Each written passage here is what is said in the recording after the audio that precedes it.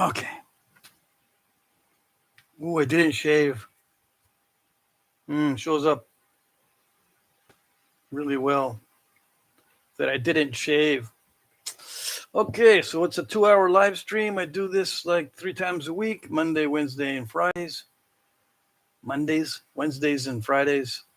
First hour is all chat. Second hour is when I start napping. I'll nap for the first 45 minutes, and then I'll wrap it up at the last 15 minutes or thereabouts.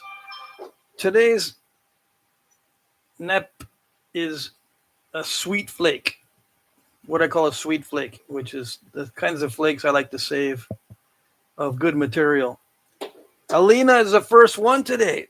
Mike Tufts is here. Eric is here. Blanco E25 is Eric. Matthias Melander is here. You guys we're just ready to hit the button to watch, I suppose. Yeah, I was in a hurry today, so I had last minute shipping. Stidley Designs is here. If you're new, the first hour is all chat, so you can just leave and come back, because the second hour is when I'm going to be napping. And if that's what you're looking for, I'll be napping a sweet flake of Texas chert raw, high grade.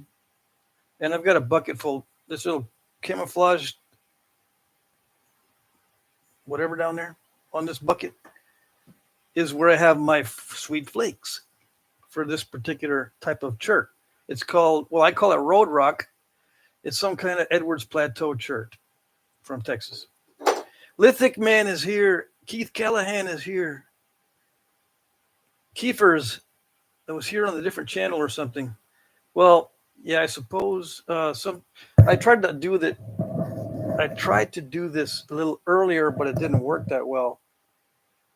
It said I couldn't see. I finally got my new phone hooked up to the computer so that the computer and YouTube can use my new phone and its new camera. So hopefully it's clearer. And hopefully next time I'll be able to do a live stream outside during the daytime. Like on Wednesdays, I might switch to doing it outside. Yeah. I have a spot that I can set up to do a live stream outside. So we'll see. How's it going, says Lithic Man? It's going good. Yeah, the only thing about live streams outside is we've got to tolerate all the outside noises. The dogs, the lawnmowers, the leaf blowers, the thunder mufflers, the guys in little mini bikes and DIY scooters and bicycles that have little motors on them. We got to deal with all the noise and the wind, and sometimes it rains. So there'll be pitter patter, right? It could be just bright sunny first hour, and then the second hour it could be storming, windy, blowing like crazy. What am I going to do? Am I going to say, wait, I got to go inside and get all my stuff out from here and stick it in the house all wet, and I got to do the live stream if I'm in the room right here all wet because, I wasn't prepared for this.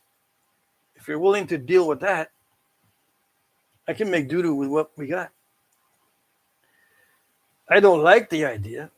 I'd rather just change the background here, clear all this out except for the signs, except for the on-air and the Jack Crafty and Harley's interchangeable signs. It doesn't have to say just Jack Crafty. And then put a different backdrop. And maybe some different lighting. Danny Moore is here. Jesse is here. Jay Valente is here. Hey. It's too hot to be outside anyway. Yeah, it's really, really hot. Yeah. I have a shady spot, but it's still very hot. Alina says, will we have a chance to see skunks? Yeah. There's a bunch of skunks, the little baby ones. You want me to film the little baby ones? Well, they're not babies anymore. They're like juveniles. They fight a lot. I could film some fights. Yeah. Yoon Chang is here. How's it going? Haven't seen you in a long time. Lithic Man says, I was wondering your opinion on this. Do you think archaeology as a career would be worth it? I love everything about it. I I just worry the finances won't be enough. Um, it depends. Like if you were in the upper 1% of people within anthropology as far as your grades and your credentials and the school that you go to, yeah, it's worth it because then you can become a professor. If you can't get into teaching it, I wouldn't go into it. I would not go into archaeology or history or anything like that or anthropology unless you are on a path to teaching it. Otherwise, no, don't go into it. Not if you want to make any money. Yeah. Yeah, you love everything about it until you start studying it. College is a total different ballgame. Like, I compared one time college to pizza. I love pizza. Any kind of pizza, no matter. You can put anything you want on it. I'll mix it all together or put nothing on it. I love it, right? But and then college is like going in, loving pizza into a restaurant, and they say, okay, it's kind of expensive here, but you're going to get a good pizza. Now, but you've only got 15 seconds to finish it. Okay? We're going to test you on the first piece. If the first piece takes you 2 seconds to finish, you might be able to complete the rest of it. All right, go. And you got to eat the first piece of pizza in 2 seconds, which means you cram it all in your mouth. You can't swallow it, so you end up spitting it out. So that's what college is like. Cram it all into your mouth. You can't swallow it because you're too full, but you have to spit it out. That's what college is like. Your favorite subjects crammed into your mouth. You can't swallow it or understand it or digest it or get the nutrition from it. You got to spit it back out. They want you to do that in college. Absorb and regurgitate. Absorb, regurgitate. And you come out of there going, what did I learn? I learned how to absorb and regurgitate. I went to engineering school for 4.5 years in the University of Texas system. First, it was Pan American University. Then I transferred to University of Texas, Austin. I was in the engineering school. I love engineering, right? But the way they teach it, it's like, and we don't care if you get good grades or not, or if you don't understand the subject matter. And this, you raise your hand, and I'll tell you what page of the book to read. That's the professor's attitude.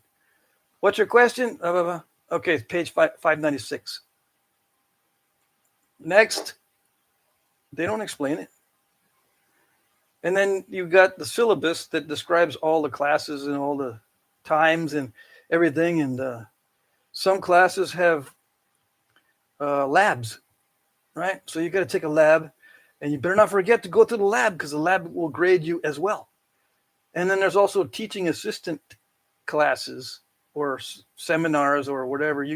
I forgot. The whole first semester I was in college at University of Texas, Austin, I didn't go to any teaching assistant classes where they actually answer questions and you can see them slowly progress with the problems, the solutions to the problems, starting with the initial conditions and the initial question, and they go through the whole solution on the chalkboard, and you can write your notes. Whole first semester of all my classes, I forgot, or I didn't forget. I didn't know about this. So my grades took a dive. They came up next semester, but then after that, they started going downhill, because I got tired of the stuffing your mouth and then spitting it back out, stuffing your mouth and spitting it back out. So have I discouraged you enough? If you want to go into archaeology, be a professor, but don't go into private practice or government grants or anything like that. It's my suggestion, because I looked into it a little bit too, but no, especially if you love it. If you love it, going into it as a profession will kill it for you. Lithic Man says, I'm going to try to become a professor if I can. Then do it. Let's see. Learn a trade, forget about college, says Mike Tufts. Yeah, if you want to get a good job, good. And you want a family, and you want a house, and you want to be able to go different places, like move to a different town and still be employed, trades are the way to go. Electricians, plumbers, any kind of advanced construction work, like the fancy stuff, foundations or HVAC, or even commercial buildings. Commercial buildings is a big business. You can get in, become a licensed commercial builder, that kind of thing. Anything that requires that kind of technical license. I went to trade school and I became a draftsman. That was the best decision I made because I aced it. I actually got my first job before I graduated my drafting school because all my grades were really good. So they said, we're going to hire him before he graduates. And I had to get permission from the school and stuff. Anyway, and they recruited. I didn't get permission from the school. I got there was some kind of form to fill out if you want to be recruited. And they recruited me. All right. So, and then I went and I advanced quickly in drafting. And when I left my last job, I was in an engineer position, mechanical engineer position. The engineer before me was burnt out because the boss was a psycho. And when I got there, he says, good luck, man. I'm going to this other company. And I said, okay, cool. And he says, you want my slot? You got my slot. I'll recommend you and everything. You need a letter? I'll give it to you. So yeah, I was in the engineer slot, my last job, and got paid very well. Paid jumped like 50%. Of course, I didn't get paid near as much as a real engineer, but it was a very good pay raise. It took like, how many years did it take to get to that position? 7 or 8 years as a draftsman. Anyways, trades are where it's at. If you want a family. Okay, what did I miss? Bill Taylor's here. Hello. Jesse, Tommy Taylor's here. Lithic Man. Everyone says hi to everybody. Smallzilla is in the house. Harley's in the house. Jesse says, I wanted to study archaeology, then my friends got sent up to the middle of nowhere in Alaska. Kind of scared me. Yeah. It depends on where you go. It depends on what you're willing to do, because one of my stepsisters was it was a biologist. She's still a biologist, but she's not working right now because she's got her daughter. But she was a biologist, and she took anything for the first job. So she got sent over to either Denmark or Netherlands to study marine life off the coast or something like that. So she was always in a boat every day out on the sea. I think it was in Netherlands or Denmark, something like that. But she was always out there. And storms didn't matter, conditions, living conditions, just whatever. Just out there taking samples and stuff. So yeah, the first jobs on that kind of thing, not fun. Anyone else but myself notice that Patrick is growing a goatee? A goat, right? No, I didn't shave today. Yeah, I forgot. I didn't shave. I hadn't shaved since the last live stream. So what was that, 2 days? I was also wondering, is experimental archaeology an actual field? No. Unless you've got, what's tricky is archaeology is really not something you can major in college, I don't think. You have to have a graduate degree in archaeology, and then you're an archaeologist. The undergraduate, I think, is anthropology. You have to get a degree in anthropology or some related field, and then you can get a master's in archaeology. Would be my understanding of that. And then you might be able to get a master's in experimental archaeology, but that might be a doctorate. to do your doctorate on experimental archaeology? I don't know. AJ Williams is here. Hello, fellow rock crackers. Finally, by luck, I just got in on the Wednesday live stream. By luck, I announced it like dozens of times. Where you been? I need to get Sev to announce it. Hey guys, for you guys that they're lost. You don't. Since they got rid of wristwatches, you guys need to be reminded that there's live streams 3 times a week in certain hours. So I might have her do that. Call you guys a bunch of gooberheads. Let's see. Tradesmen are going to be in high demand. Yeah, always. Oh, I went to welding school too, but I didn't like that. Besides, the first company I worked for, it was like hazards after hazard after hazard after hazard. And there was no quality control. So I said, man, this is the only place I can get a job right now? Because right now, the entry level for welders is not that great. I mean, the pay isn't that great. And once you get good, yeah, the pay increases tremendously. But at first, so I got a really crappy welding job at first. I went to welding school. It didn't cost very much. Turns out that school that I went to didn't have such a good reputation. My luck, right? Anyway, the trades are where it's at for sure. Yeah. Even though I didn't like welding, I still went to a different trade. I went into drafting. AJ Williams says, Lithic man, take up geology, much better field, and you can still play with rocks. Plus, the oil companies will want you to. Yes, the oil companies want you to be very specific on the kinds of rocks. So if you're the kind of person that says, I can't stand not knowing what kind of rock it is. I need to know the chemical composition and the age and all that. I can't stand it. So be a geologist. That way you can tell us what the rocks are. Yeah. There you go. Mm-hmm. Yeah, but I'm not going to share it with you guys. You guys are going to be a bunch of losers when I get to graduate geology school. I'm too good for you. Right? That's what happens to people. Jesse says, yeah, being in debt $140K to get bachelor's these days is insane. I still have student debt from college. Yeah. Paying, I don't know.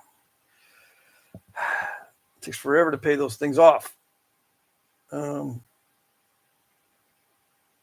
University of Arizona is like $35,000 a year. Yeah. Well, luckily, back when I went to college, it wasn't that much. It was just before it started to get really, really expensive.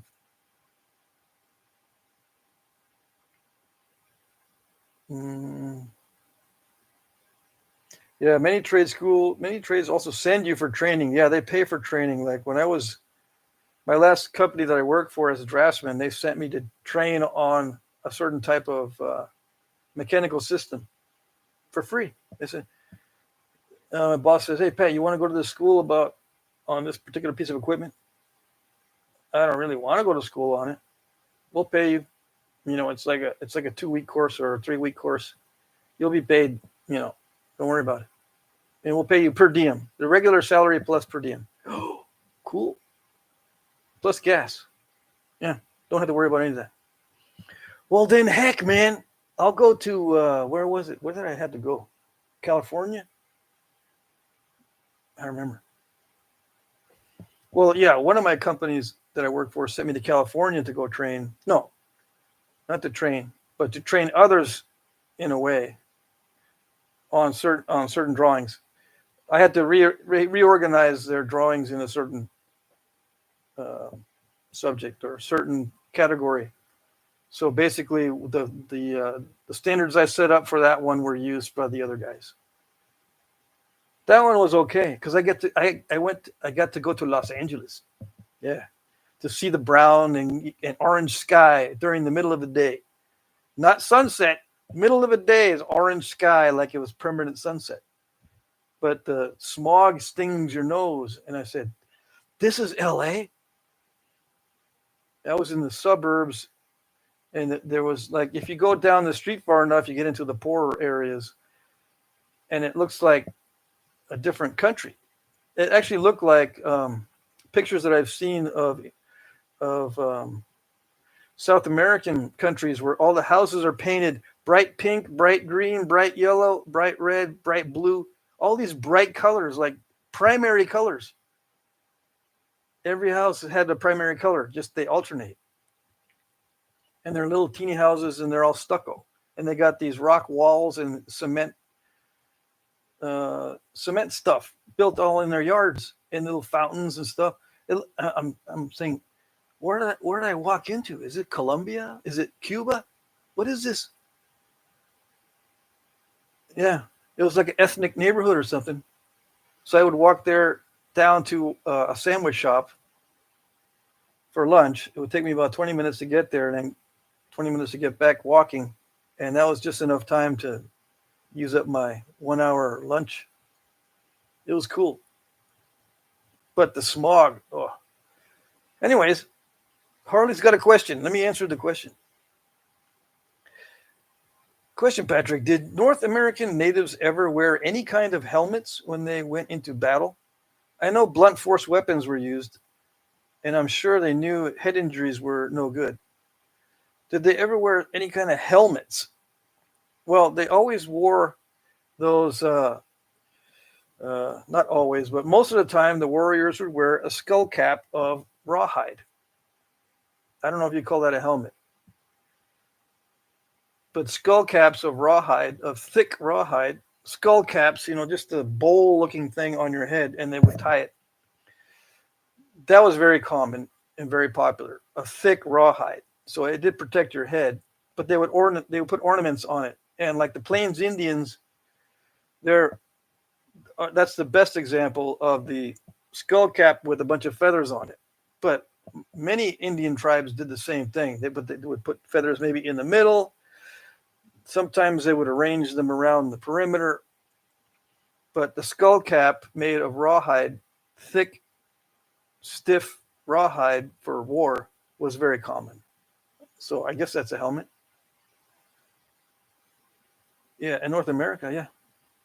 And then you can put them like in Mexico, they would put masks over their skull caps, and they would attach maybe heads of predators like jaguars and bears and wolves. They would attach,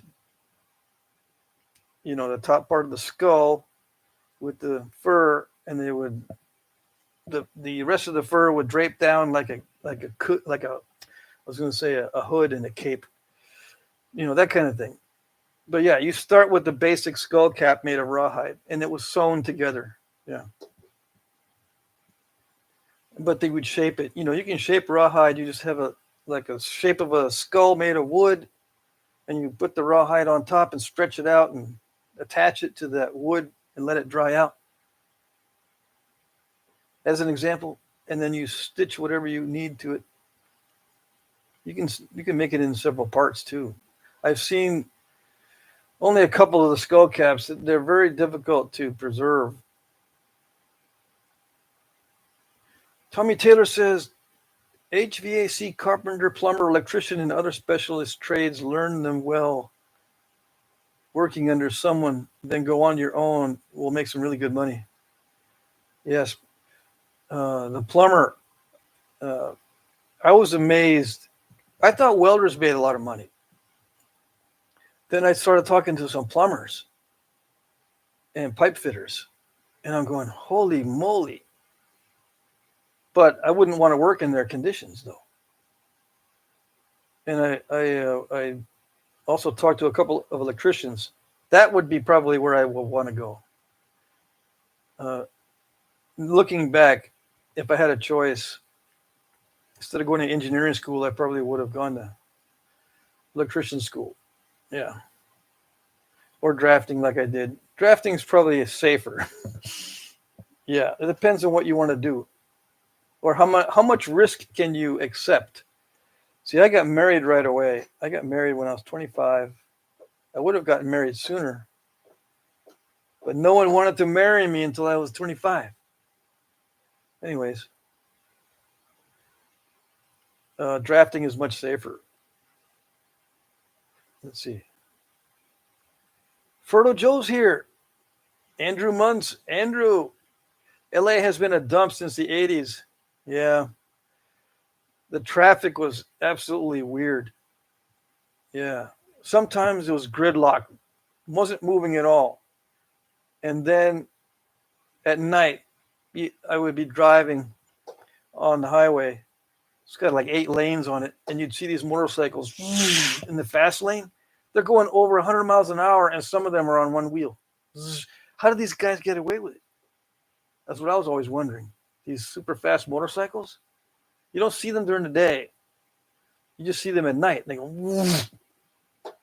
You can barely see them because you're sitting there tinkering along at 65, and this guy goes right past you. It's just so weird.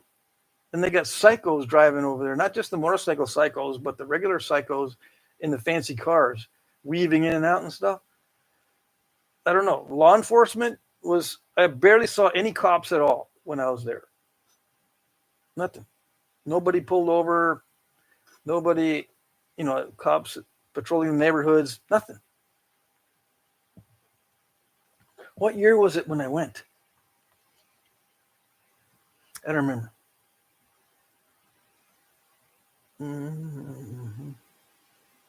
It was the middle 2000s, 2007 or 2008. I don't know. Something like that. Brennan's here. Hey, fellas, I have appointments today as it is becoming usual, seems like. Last day before school starts, scrambling for last things and such. I'll be lurking as much as I can. All right. Let's see. Jesse says, I had a bad point day yesterday. I started with nice boulder of gray obsidian. Indirect flake overshot, ripped the side off. Yeah. Recovered and made a new biface and pressure flaked. Rolled all the way. Ripped off the side again.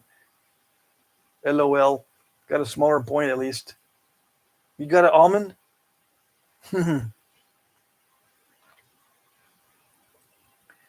Brenda says, shout out to Patrick. Shout out to all those who hunt rocks on the brain. With the hunt of rocks on the brain. Yeah. Bushy or Fertile Joe. I got to stop going like that. I got to stop doing this. Fertile Joe, I was a firefighter and a land surveyor. Land surveying job was much more dangerous. Oh, dang. I didn't know that. Andrew Munt says you can cut traffic in California. What does that mean? I did a ton when I lived there. So you can weave in and out. Yeah, you can go in the shoulder where you're not supposed to go. You go on the other side where you're not supposed to go. The emergency lanes, I've seen people rip through there in the emergency lanes. And there's no law enforcement. When I was there, I worked only for 4 months, I think, in LA. On the outskirts, not in the middle, but it was only 10 minutes to the freeway and then another 10 minutes into the city, into the major part of the city. Something like that. And then I went to visit a friend of mine who lived south of Los Angeles. When I drove to his house, it was weird too.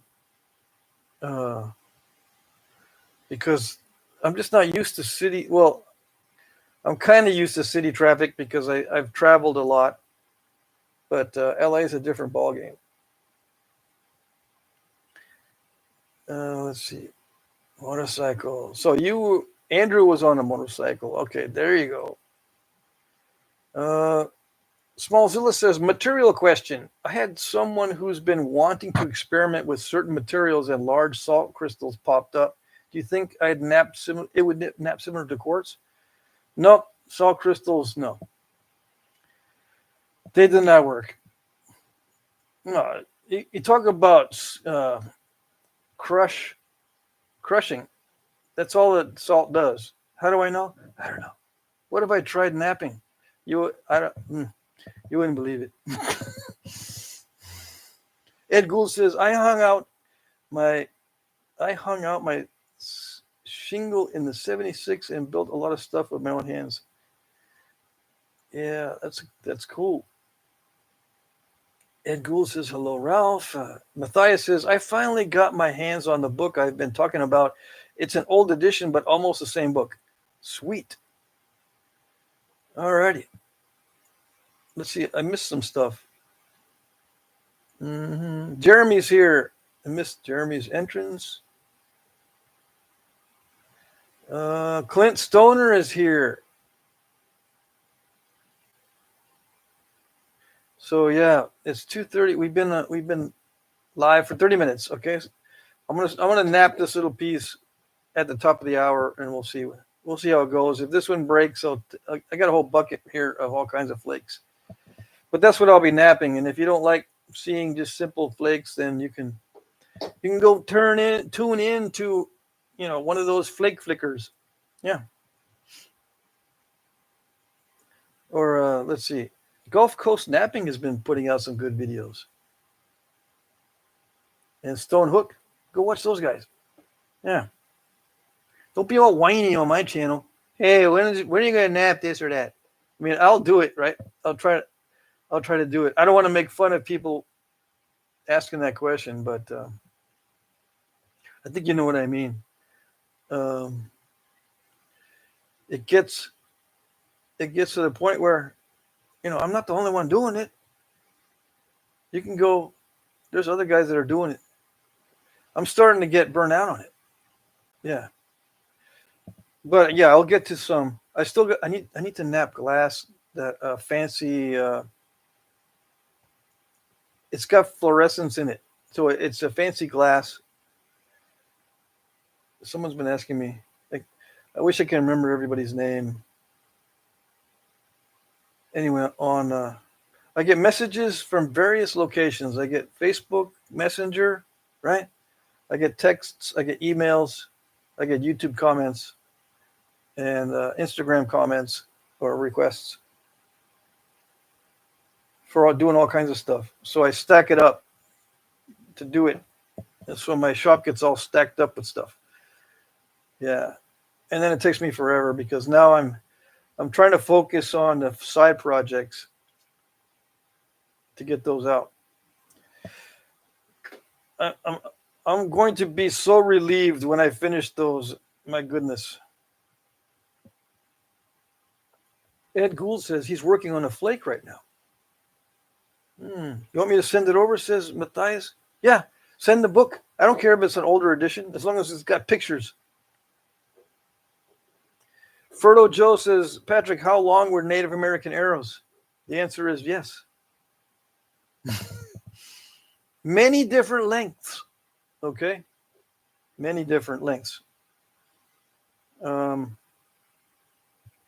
trying to think of a good rule of thumb. I worked this out one time, and I got an average, I think 26 inches total. That includes from the nock to the tip of the stone arrowhead, I think 26 inches. Native American arrows are usually on the shorter side, okay, than what we use. Now, modern arrows are usually, you buy them at 32 inches in length. And some people say, I use full length arrows, so I just stick tip on there. So it's going to be more than 32 inches. Right? 32 is the standard length that most shaft makers make their arrows. 32. And then whatever the arrowhead is on top of that. But you may not draw it all the way to 32, of course. Your draw might be 28. Native American arrows, the draw is, I think, 22 inches average. 22. I'm trying to remember these things with the twos. Otherwise, it's hard you can't memorize it. But I think I came up with an average of 22-inch draw for Native American arrows and a 26-inch total length. This is an average. Some were shorter. Some were much longer. It depends on what they were shooting at. It depends on the game that they're shooting at. And war arrows are small. Bird arrows seem to be the longest. I don't know why. Arrows shot at birds seem to be the longest, and arrows shot at people seem to be the shortest.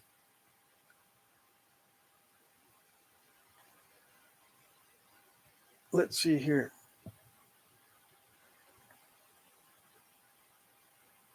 Now, if you want to know how long the Iroquois Indians made their arrows, since that's, New York area, let's just say Iroquois as an example. Their arrows varied in size. Various sizes, depending on what they're shooting at. Blunt arrows, I've seen them all different sizes, just carved out of a single piece of wood with a blunt end, big fat blunt end, and there's no fletching. Those ranged from like 24 inches long to like 38 inches long. There's no standard size. And then the war arrows, I don't know. See, the ones that we have preserved are already influenced by European components like the arrowheads. And dowels, they use dowels. Anyways, yeah, send it over, Matthias. Thank you. I would like to see that book. Smallzilla asks me, or Harley asks me another question here. Native tool question, Patrick. What did the natives mainly use for starting fires? Did they use one of those bow-like starters, rock spark, stick friction? Have you ever made a fire using these methods? Most Native Americans would use the hearth and spindle with the hands like this. Just a little hearth. I guess they call it the hearth piece with the little holes drilled in it and a little side notch. And then the spindle that you spin with your hands like this. That's how they would, most of the time, that's how they would do it. Their hands were calloused. And they would just...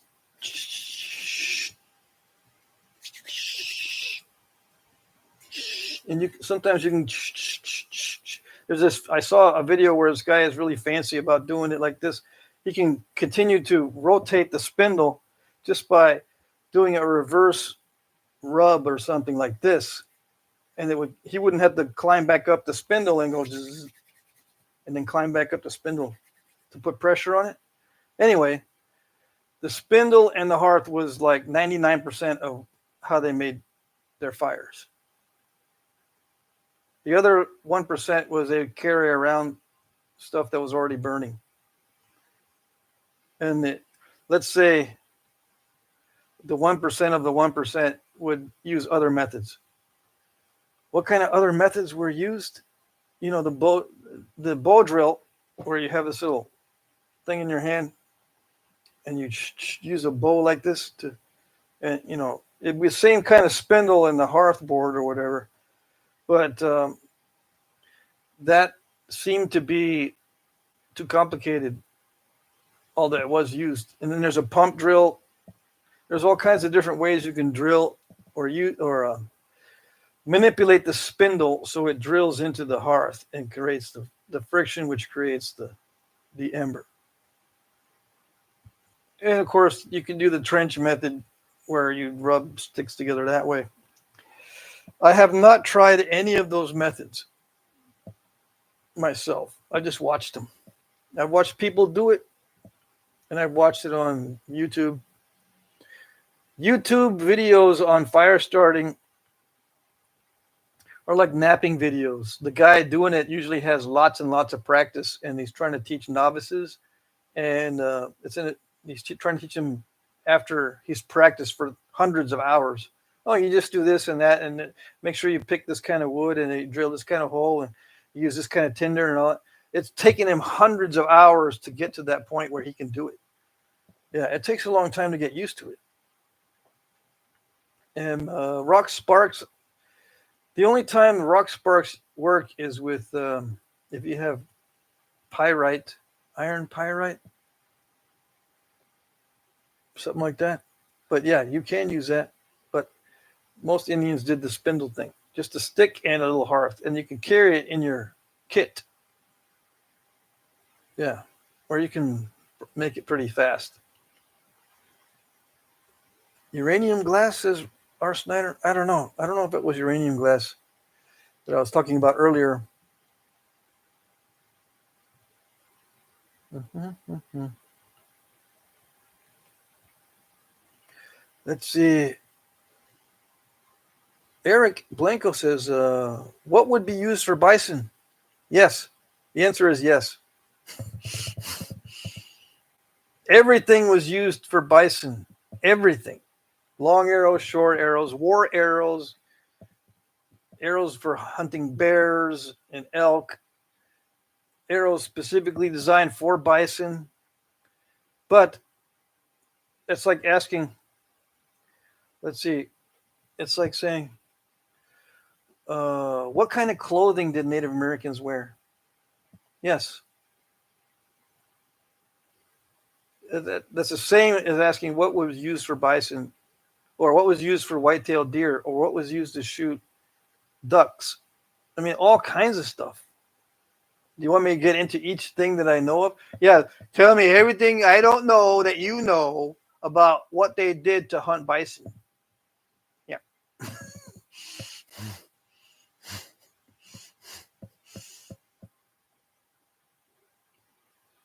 No. And what's funny is they used the same animal was hunted with dozens of different types of points throughout history.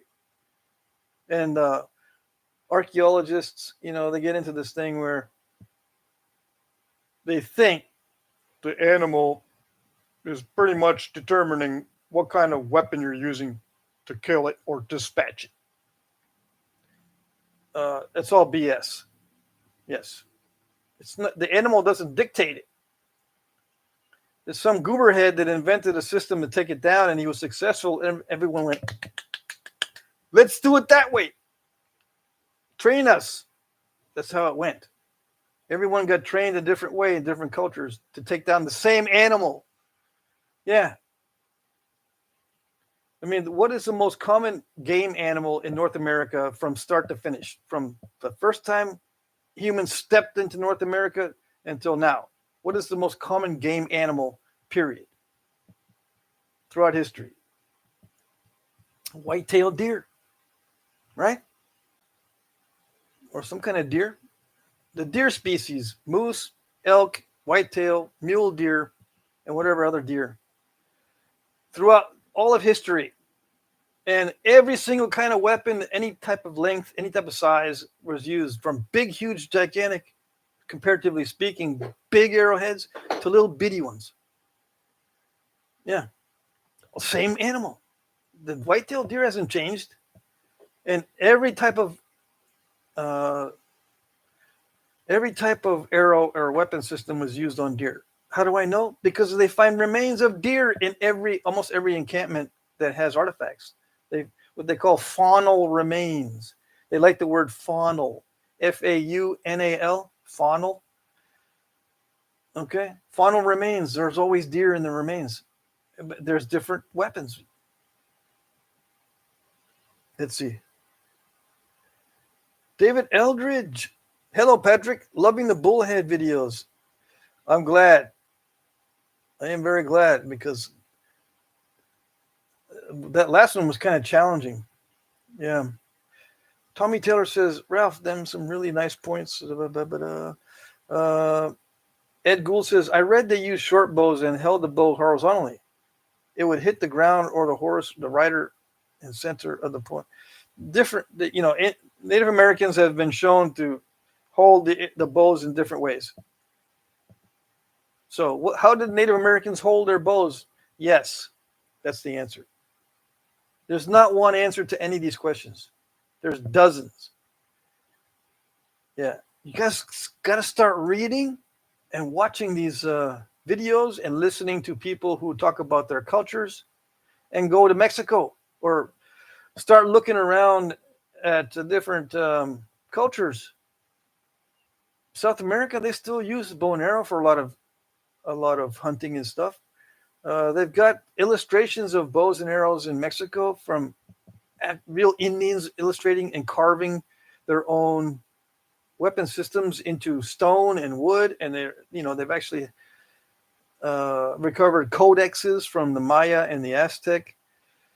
I mean, just look at that stuff, and you can see they're different.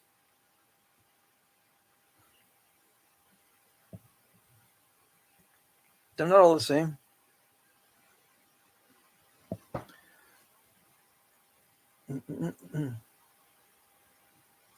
Has anyone napped that fancy glass that has a flower inclusions in it? Asks Ralph. Can't remember the proper name for that. Yeah, I don't know either.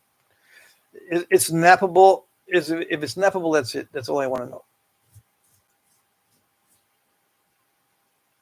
AJ Williams says, I replicated the Snyders. How the heck do you stick that in a bison or a mastodon? Not really pointy, or was it a knife?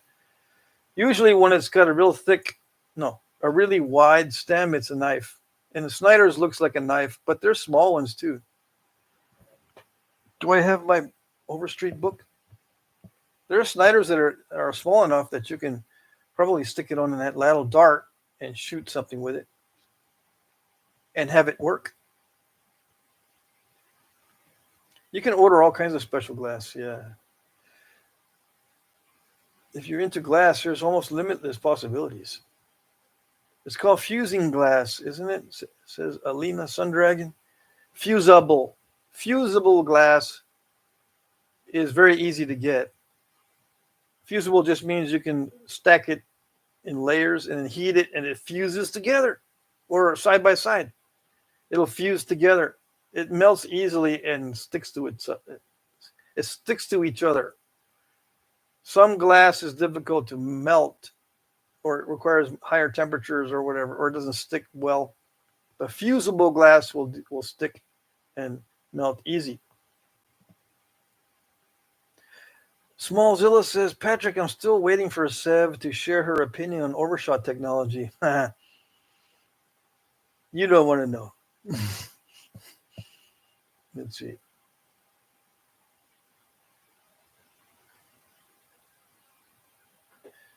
I need to think of some, yeah. I've just beaten that one to death already. I can't think of anything funny other than if you overshoot and you think it's good, you're stupid. You know, what else can I say? Overshots are good. Aren't they? Aren't the overshots great? I could just do that and have someone chuckling in the background. Okay. Mac Bales is here. He says they are now able to analyze and trace DNA from ancient points and determine what animal was hunted. Yeah, they've been able to do that for a while now. Yeah, it's just difficult to get a non-contaminated sample. Yeah, but they're getting better at doing the DNA thing without interference, without contaminations of the samples. The biggest problem is the contamination of the samples. So they're getting better at separating out what's what. So some of these weapons and some of these points have multiple types of blood on them: deer, bear, and let's say rabbit, on the same arrow point or in the same general area in the place where they find all these flakes. They're finding different animal evidence of different animals. But they've been able to sample for a long time, relatively speaking, and analyze. They used to, before these genomes were mapped out, they used to just test for certain enzymes or something.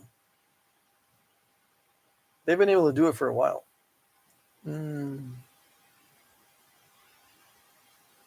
Jesse says, I literally just did a post on the Crafty community page. I hate overshots.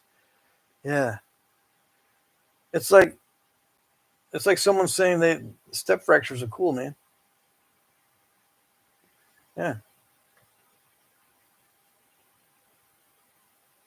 Sometimes they're, the step fracture at the end of a Clovis flute is awesome. So why not overshots being awesome? And it's Clovis, extra bonus. Extra bonus, a step fracture on the top of a flute of a Clovis is something extra special. And same with the overshot on Clovis, something extra special.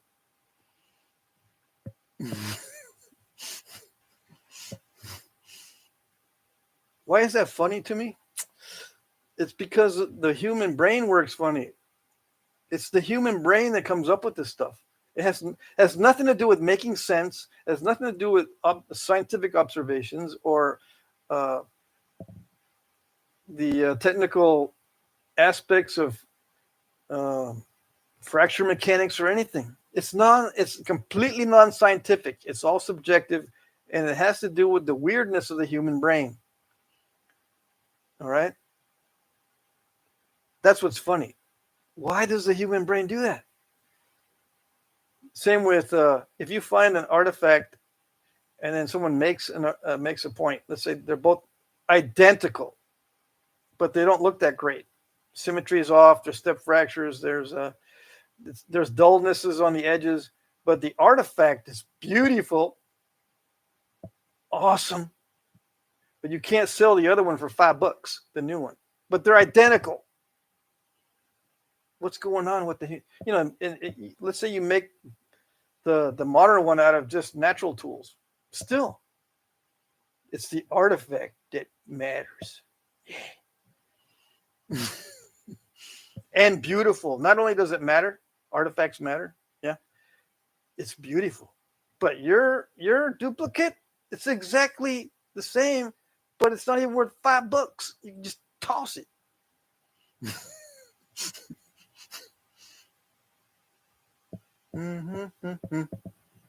Let's see here.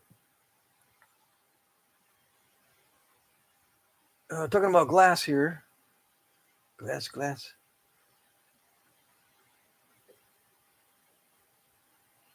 I exaggerate, I know, but it's still funny, I think, about artifacts.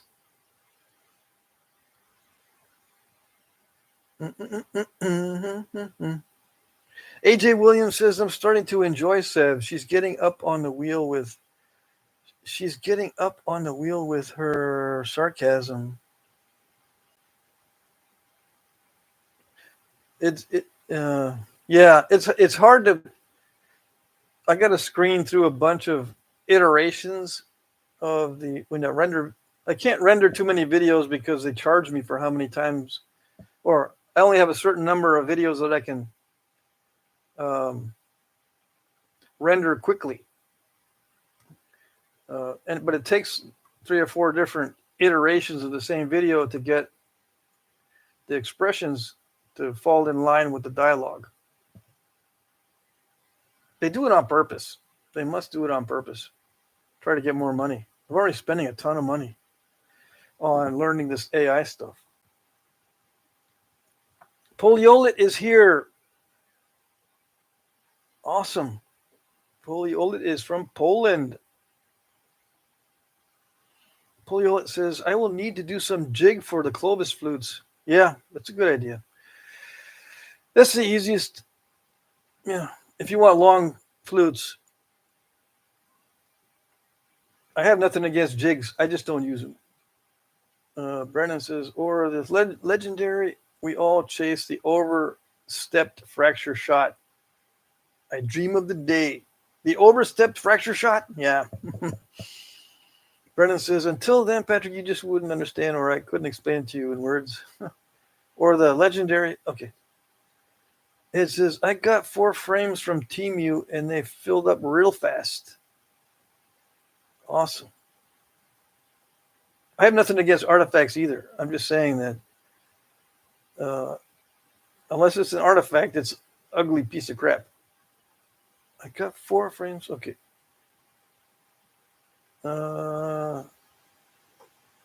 Poliolet says, I struggle with the flutes without a jig. Yeah, welcome. Welcome to the house of flute struggling. Flute struggling. Yeah. Ferdo Joe says, Pat, who is that hot chick in the shorts video? In the shorts videos, AI. Who is it? Where you been? My assistant is an AI character. Yeah, I'm learning how to do the AI stuff, and I came up with an assistant that can make announcements for me and I can just do a quick video in like 1/10 the time it would take me to do a video of the same subject matter, and 1/10 the aggravation. Because for me, I hate doing short videos. It takes me just as long to set up for a short video as it is to set up for a regular video. But I got to think harder on a short one because I got to compress it down into 3 minutes. They extended it now. You can do a short video up to 3 minutes. It used to be 1 minute. So I had to compress what I was going to think, what I was going to say, compress what I'm thinking into a minute. And it was a real pain, real hassle. And it's the success with shorts is in the presentation and not the content. I'm focused on content and not on presentation. I'm focused on content. As you can see, my presentation is not that good in any of my videos. So that's not what I do. I don't do the presentation. I have to start switching though if I want to expand my reach and expand my channel membership and channel subscribers and all that. I've got to work on my presentation. So my AI assistant is helping me with that. She's not any particular type of person, or no one in particular.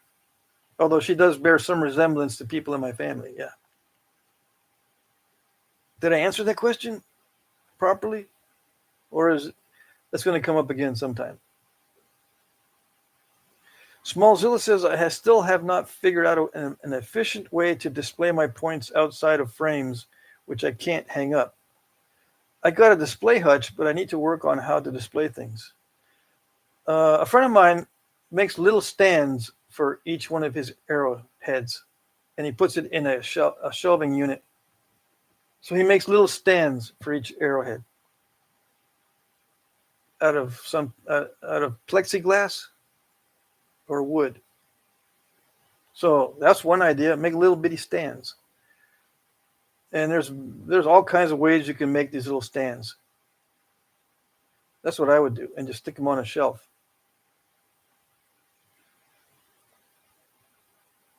Poliolet says, best regards from my shift in warehouse Glenial to you, Patrick, and chat members. Regards. Yes. Hello, everybody. Keith Callahan says, I saw her. She looked like a real person. Yeah, AI is pretty good. Yeah, she's the character. Of course, she's modeled after real people, but she's an average. What they do is they take averages and the features. Once you do that, she ends up resembling a lot of different people. There's all kinds of ways that I could go with the AI stuff. You can create even like aliens and stuff, or Bigfoot, or cavemen, or talking animals, or talking babies. There's all kinds of different directions to go. And what I'm trying to do is just establish a personality and then have her stick to that personality and not go into different ways of animating different kinds of characters.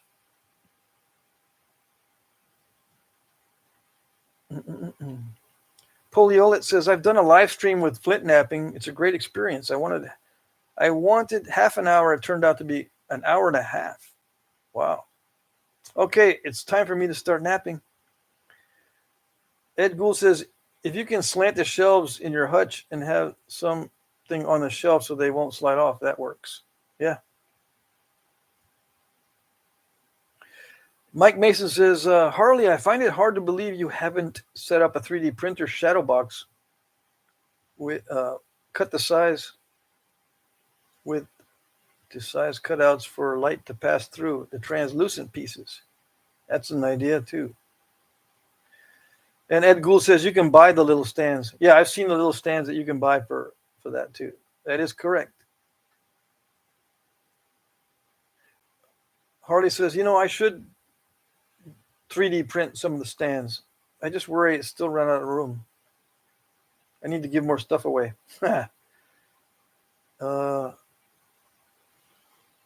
You can use copper wire, says Ed Gould, and just bend it around to make the stands. Yep.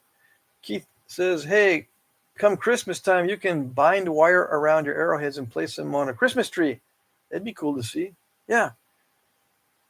Thomas Thompson, Pat, I believe the old Clovis days, 2 or more people would be involved in the fluting process, one holding the point, one pushing Ishii style pressure. What do you think? I think that's a definite possibility. We tend to think that knapping is just a one-person show, but I think many times it was a 2-person show. Yeah. So that's definite. I think that's a definite possibility, especially with anything fluted. And the Cumberlands and the Folsoms, not just Clovis. It's much easier, I think, to do that with 2 people instead of one person working by himself. Let's see. Tommy Taylor says, Smallzilla, you could take a section of deer antler fixed to a nice piece of wood and attach with some kind of clips. All right, so I'll start knapping here. Okay, it's time. The second hour is knapping. And it's just going to be a small piece this time. Maybe I'll get a chance to actually put some notches in it this time. Of course, you're not going to be able to see very much at this distance. I'll be far away from the camera, so you can't see nothing. See, let me move the camera so I can give you at least a little bit better view. This is a front view Flintknapping. Everyone's been waiting, right? Since I have the idea in my head that everyone's already seen all my videos, right? But I forget that people have not seen my front view videos. A lot of my earlier videos were front view. And then I prefer the first person view where the person watching the video can see what I'm seeing. But I have front view videos like this where I'm knapping with the camera in front of me. Yeah. I used to have this little boom with a microphone set up off, so that you can't see the little microphone on some of my videos. But that was a big pain to set up.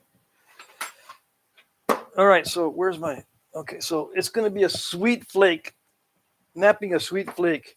Yeah. And I'm going to be ignoring the chat. Okay, so sorry about that. Texas chert. It is translucent.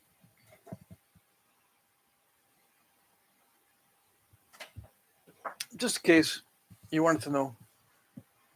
And that light's in front of my face so that you can see without getting it all blurred. I can't see with this thing in my face, but you can see. So I have a little bit of difficulty with the knapping because it's hard for me to see.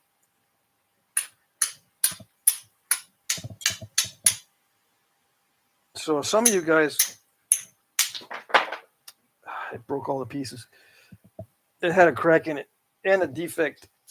See, it has a crystal pocket in there. You can see them. See those little white spots? It broke right there. So that was a defect. Let's get a thicker one. See, this is thicker. That won't break as easy. And some guys might pick up on the fact that I can't nap very well with this light in my face.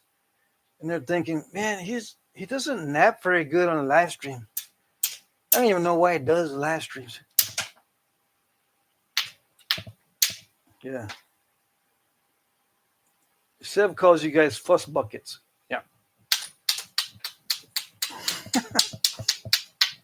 Mm-hmm. Mm-hmm. Mm-hmm. Yeah.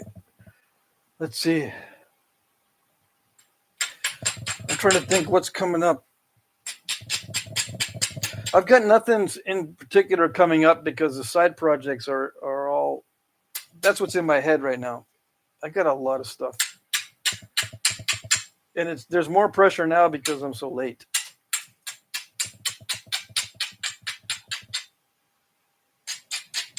Mm-hmm. And then people ask sometimes, "Am I the one you? Is it mine the one you're working on now?"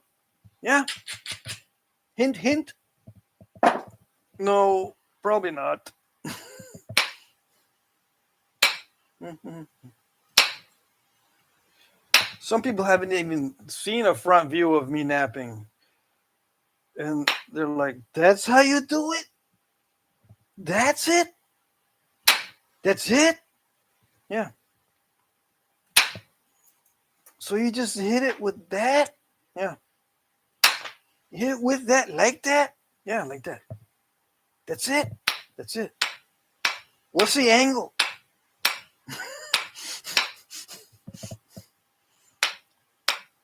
There's not one angle. The answer is yes. What's the angle? Yes. Wait, what?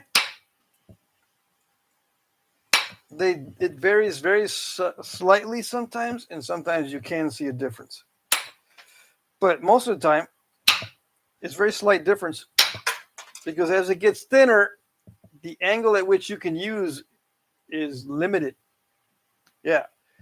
As it gets thinner, the angles become less and less variable. Because they're very constrained toward the end. So that any deviation from where they should be ruins the piece because it's not directed where it's supposed to be directed. The angles become constrained as it gets thinner and thinner. And still, it's the year 2025, and still lithic analysts haven't got it.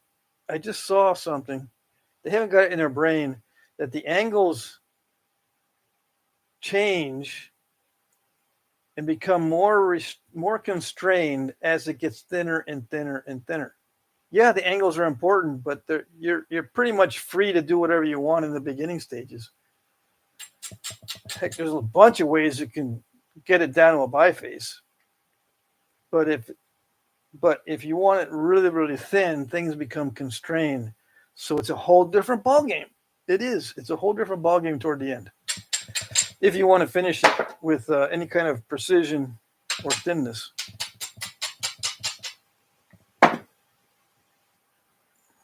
And they don't make a distinction. Why? I don't know.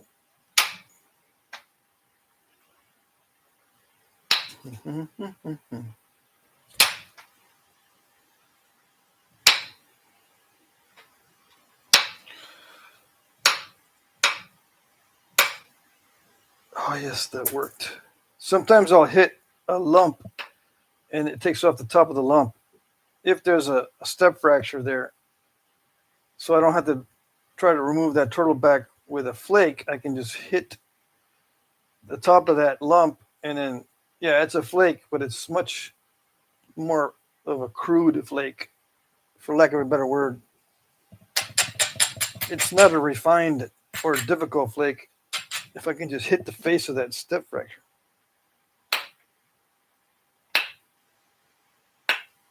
As an example. So this view helps a lot of people. So I'm glad that at least some people are getting benefit from this view. I've got comments like, just nap, dude. I don't want to hear no commentary. I turn the volume down, but then I like to hear the click, click, click. So shut up.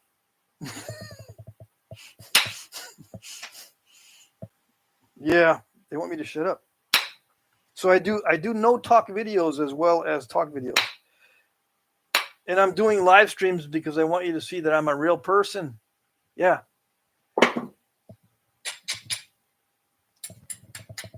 And then they go, I know that sometimes they go, that's you? They'll comment, I didn't know that was you. You don't look like your voice, dude.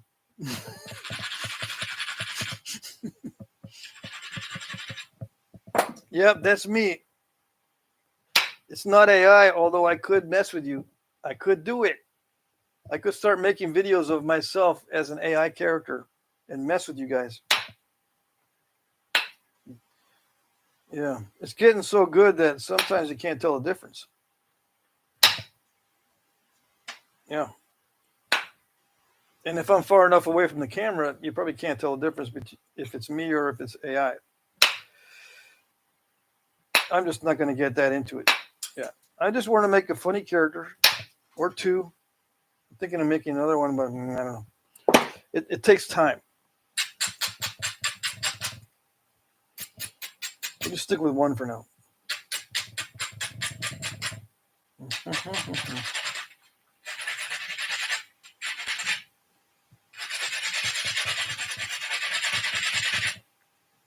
So I'm not going to be looking at the chat, although if there's a super chat, it pops up and I can see it really well.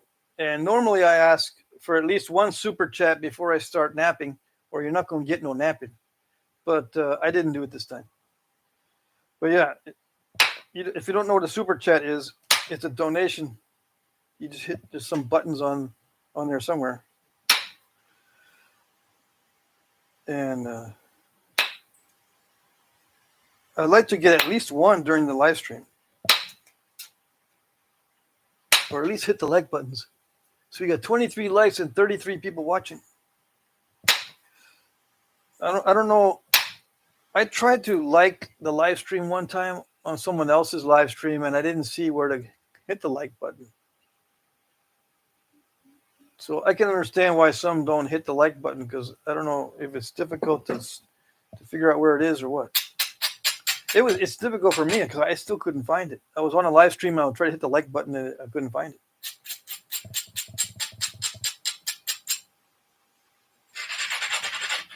I think I was on Sal's live stream and I couldn't find the like button. Or I didn't see it. That's always a possibility too. I can look directly at it and not see it.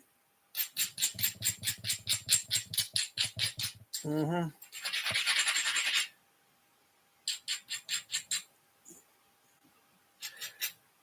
What do we got here? Tommy Taylor, $5. Thank you. Is that Danny Moore? Right. Let's see. Come on, it's not working. Oh yeah, Tommy Taylor, thank you, $5. Danny Moore, thank you, $2. Well, there you go. Awesome. Mike Mason says, actually, Sev is real and Patrick is an AI. Up is down and white. Black is white and short is long. Yeah. Keith says, I'm starting to think you're one of those AI. Yeah. Mm-hmm. It's the future. Okay. It really is. I don't want to get left behind. Mm-hmm.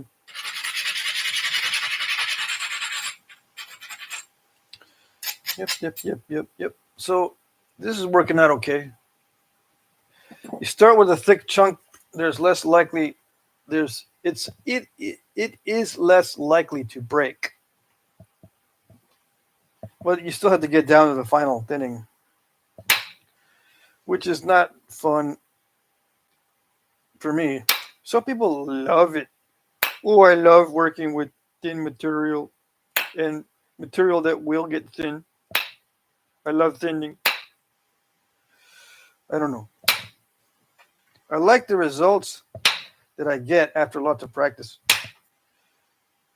But the practice it's not a fun journey, especially if you end up breaking expensive stuff. But you got to do it. I end up breaking the expensive rock because, how else are you going to know the limits? Push the limits on the rock, and then you are going to break some, but that's how you learn.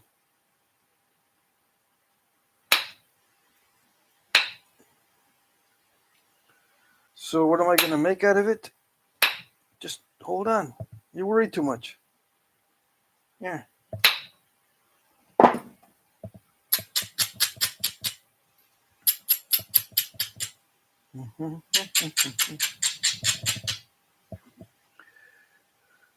Let's see. Danny Moore says he's had a bad week. Spent all my extra cash on rocks.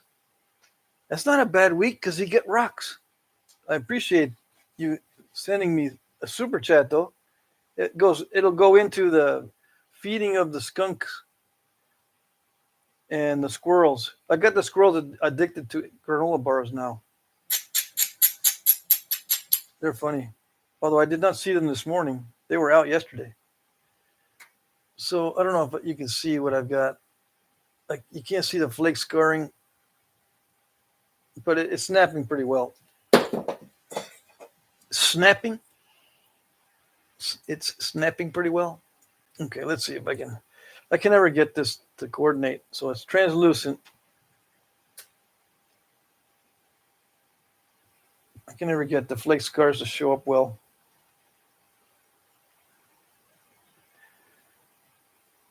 That's that side. This side. And don't worry, right? You can only get this type of flake scarring with copper, right? You can tell it's copper right automatically, right? Just because the flake scars will indicate that it's made with copper. Yeah, that's one of those fallacies going around, that you can tell what material it was used to make it. Now, sometimes, like on real narrow notches and stuff, you pretty much can tell that it was made with metal. But other than that, sometimes the edges will crush in certain ways if it's if it's hard metal. It won't crush in the same ways with a softer material.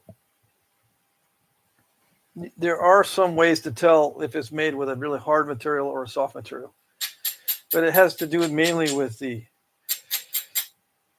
shape and size of notches. If you study how notches are made, as an example, and you study how edges are made, but the general flake scarring on the point, there are many different ways to make the general flake scarring on the point. And it also varies by skill level. So a guy that's very skilled in antler, let's say, can make flake scars in a certain way, and a guy that doesn't have much experience with antler makes his flake scars in a certain different way, but they're both made with the same antler. They can even share the same tool. Here, you try making a flake with that antler, and I'll try to make a flake with the antler. One guy's brand new, and one guy's heavily experienced. The flakes are going to be different. There's a wide range of types of flakes that these two guys are making with antler by just one tool. How are you going to know? Looking at an artifact, if the guy's new or very experienced or tired or using some particular type of material. It's a myth that you can tell. In case you don't know.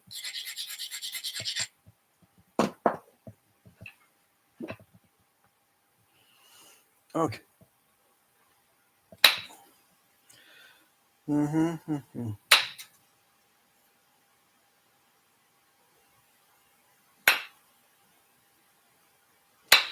All right, so I'm going to be thinning this down, and I could put some notches in there. Not all artifacts were notched, in case you didn't know. I don't have to put notches in it.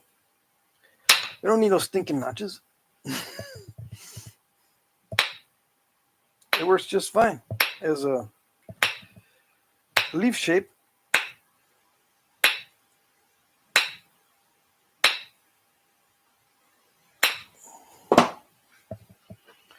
Yeah, and so, somebody looking at an artifact, are they able to say, oh, these flakes are from a tired skilled napper, or those flakes are from a new napper on a good day? That's a new napper good day flaking, or that's an old time, very experienced, aging napper tired flake.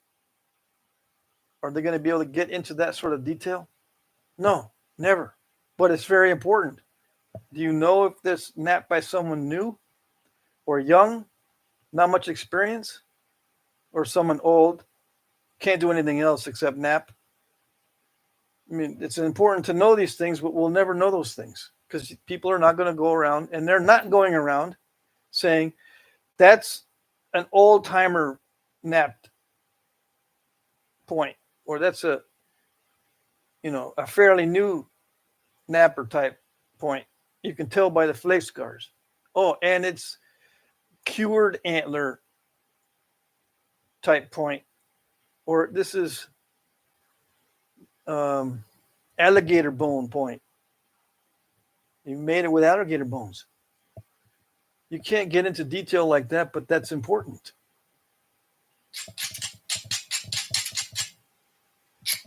They try to get away with details that you think, well, maybe he's right. They come up with these plausible explanations.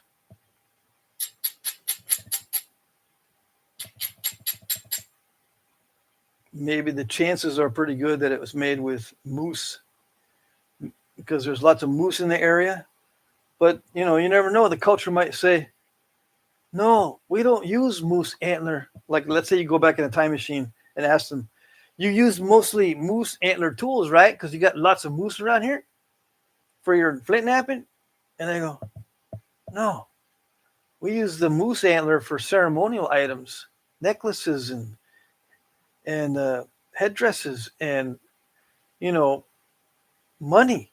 We make beads out of the moose antler and stuff. This money for us. It's a sacred animal. We don't use the antlers for the darn tools for this. We use the bones. Something that's a lesser animal for the napping tools. As an example. Okay? You don't know.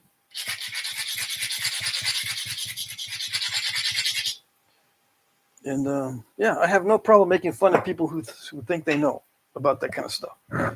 Yep. People have a problem with me making fun of them, but I don't have a problem making fun of them. All right, obviously. Okay, so this is a 5/16 inch.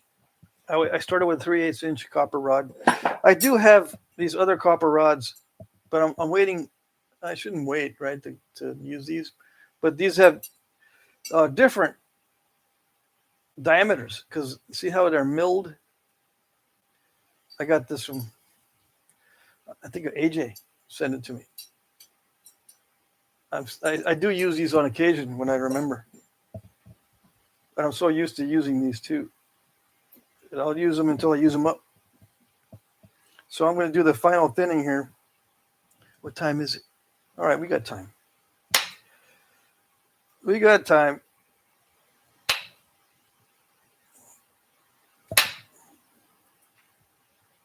Mm-hmm.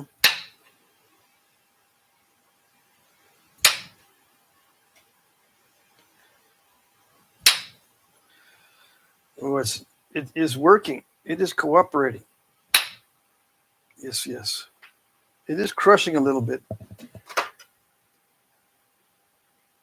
But it is working to get it thin. Now, I don't want to get it. If I wanted to make a Cody style point like a Scotch Bluff or Eden, I can't get it really thin because then the flakes don't look right.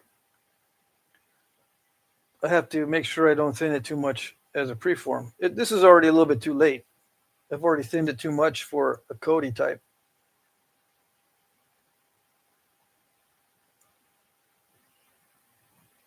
So this is just going to be something else.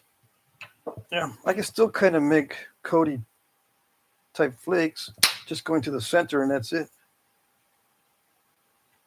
What's Cody type? Cody complex, Scotts Bluffs and Edens. I've been working on that lately. I'm starting to get burnt out on it though. That's the thing about ADHD.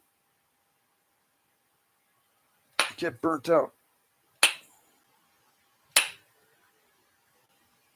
So I made some non-Cody types last auction, just to break up the monotony, tediousness. The tedious points are something that I don't normally work on. They just drive me nuts. The ones with perfect flaking and parallel flaking, the stuff everyone wants to see, it just takes more time and more effort and more pain. In my case, mental anguish doing the same thing over and over and over and over again in a way that is worse than normal. Yeah, napping is the same thing over and over again, but if you do it randomly, it breaks up the monotony. If you do it over and over again the exact same way, some people love it. Some people don't. And that's another thing that lithic analysts don't take into consideration is some nappers nap in certain ways because that's the way they're wired. Their brains are wired that way. And some get certain results because their brains are wired a certain way.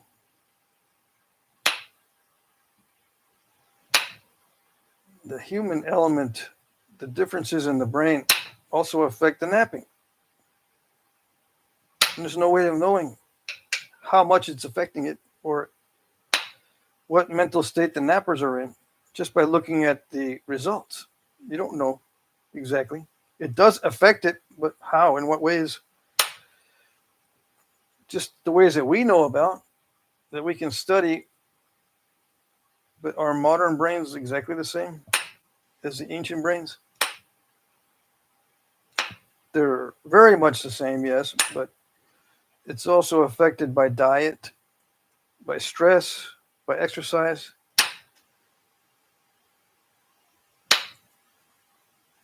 Brain health is something to consider when looking at napped items.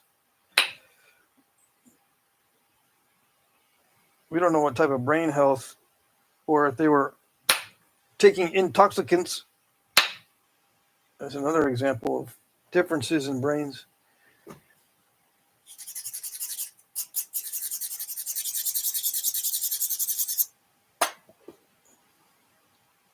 Anyways, I'm trying to focus. All right, so I've got it to the point where it's thin enough that I just need to sharpen it.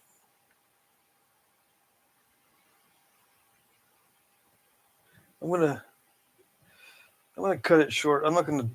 Well, I was thinking maybe I should just finish this off camera. You really can't see what I'm doing. I don't think you can. Can you zoom? You can zoom in to the live stream with your fingers. Can you touch the screen and zoom in?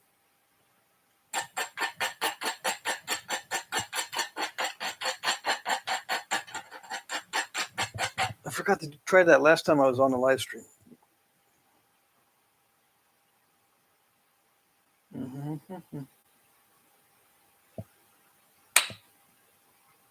Let's see here.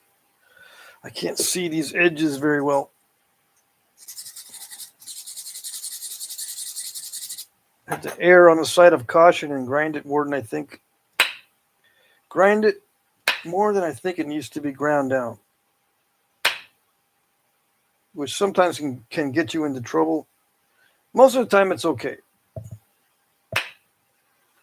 But sometimes the edge is so strong that it just pulls the whole piece and breaks it. You don't get a fracture.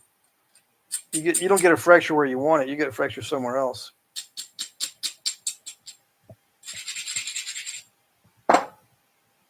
Sometimes when it's too dull.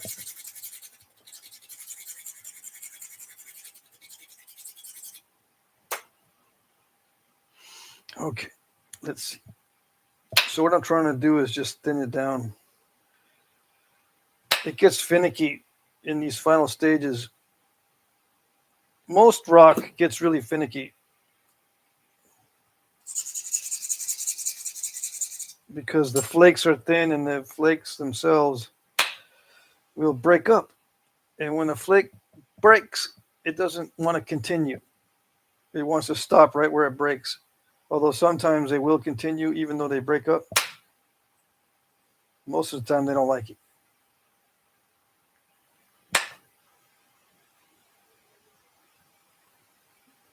So thin flakes toward the thinning stage or at the thinning stage are very finicky just by their nature because they're thin and weak. Yeah, they're fussy. They mess up. If you're all emaciated and weak, just like people, you mess up, you make mistakes, or you break. Yeah. Snap. You get triggered and you snap if you're in a weak state. Same with flakes. Same with flakes and flaky people. All right, let's see. And yeah, well, you still got to hit hard at these final stages to get big flakes, even on these thin points. All right, so that's it. Let's see if I can get a good close-up.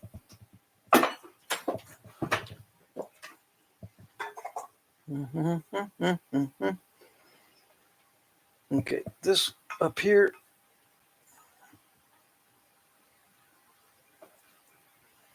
That's the flake scarring.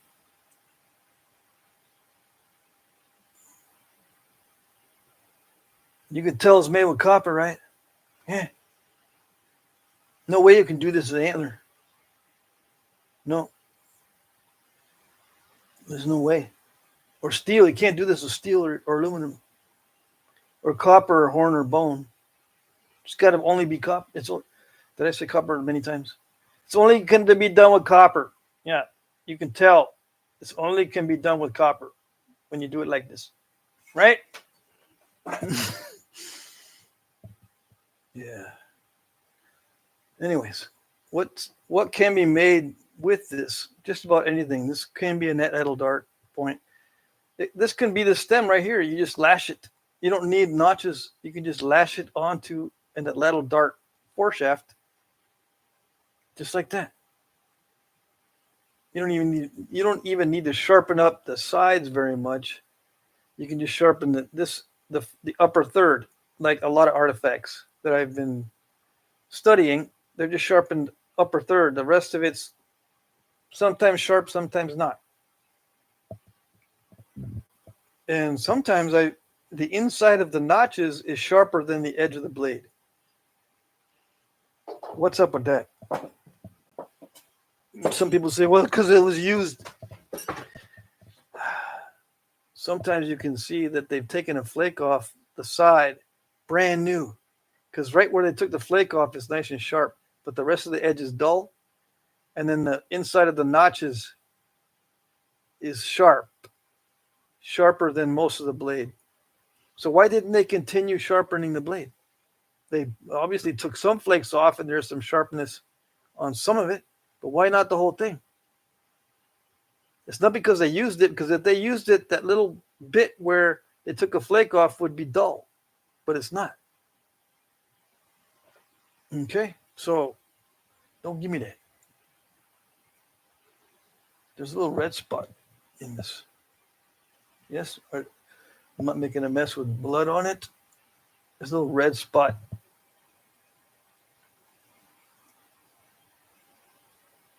Right there. in the material. Interesting. Okay, so I'll get back to the chat and then I'll wrap it up. All right, let's see. What did I miss? I saw a lot of comments go by.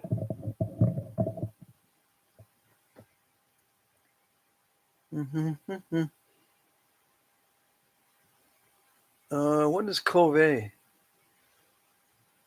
Let's see. Let's see here. Wild hogs scare me more than anything else, says Mike Tufts.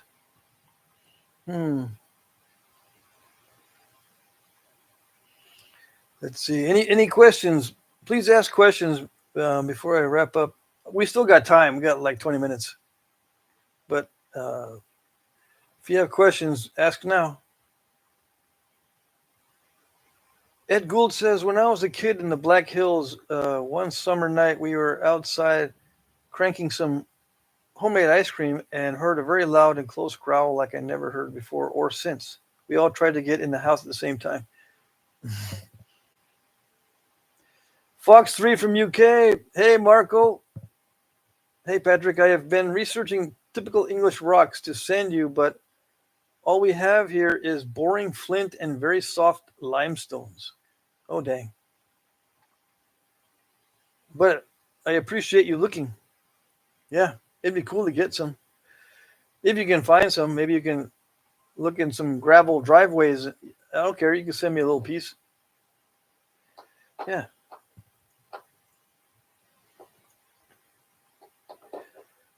Tommy Taylor's here. Let's see. Ed Gould. Talking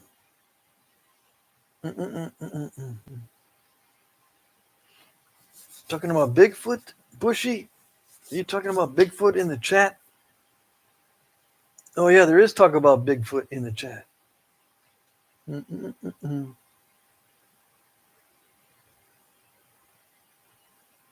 Let's see. Mike Tuff says, I believe in the tooth fairy more than I do Bigfoot. Never had Bigfoot put money under my pillow. It reminds me of one time we forgot to put money under the pillow of one of our kids. It was heartbreaking for him. He ended up putting the tooth under the pillow, and we forgot to put money and snatched the tooth away. And he woke up with his tooth still there. He goes, what happened? Tooth fairy didn't come. Oh, that was heartbreaking. Because he was so sincere about it. If it wasn't a big deal, it wouldn't have been a big deal. But he was very, very disappointed. And then we said, we can just give you some money, buddy. No, it's not the same. I was expecting it. It's so weird.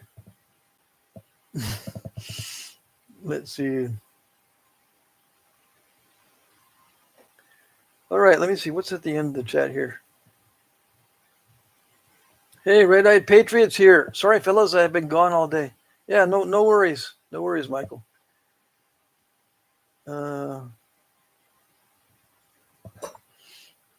Let's see.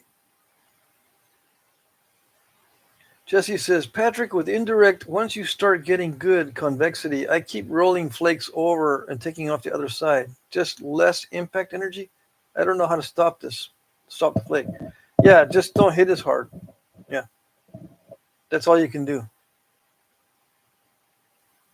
Fox3 says, I got it, mate. Awesome.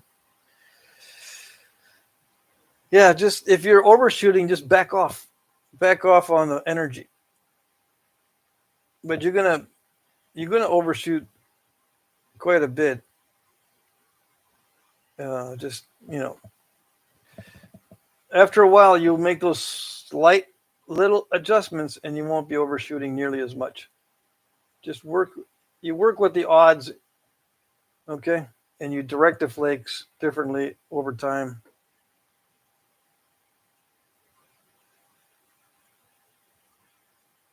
What did I miss here?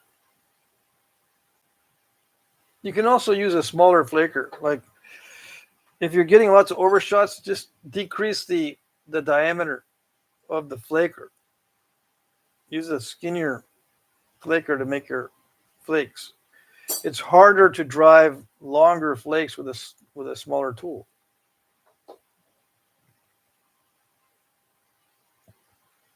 Jesse says, I have ruined quite a few super nice points. Welcome.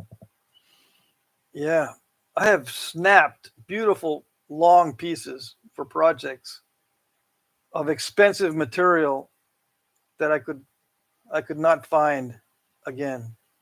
I snapped them in half. I have done that more than once. And after 10 years at the time, well, see, even recently, like maybe 2 years ago, I snapped a really big point out of really expensive material because just fishing through all the material, finally found a good, solid, non-concrete piece. I said, okay, this is going to be it, and snapped it. So yeah, and that was after like 13 years experience. You're going to snap them. Keith Callahan says, Patrick, do you know of any type of rock here in Maryland that is knappable? No, except quartzite. It's better than zero, but that's it. Maryland it's quartzite city in Maryland. You got to go into New York. That's the closest to you. Well, I don't know, maybe not. If you go, I can't remember. Just go to a Knapping. That's going to be your best deal. Get some waste flakes of good material. Flakes that people don't want, but it's good and knappable.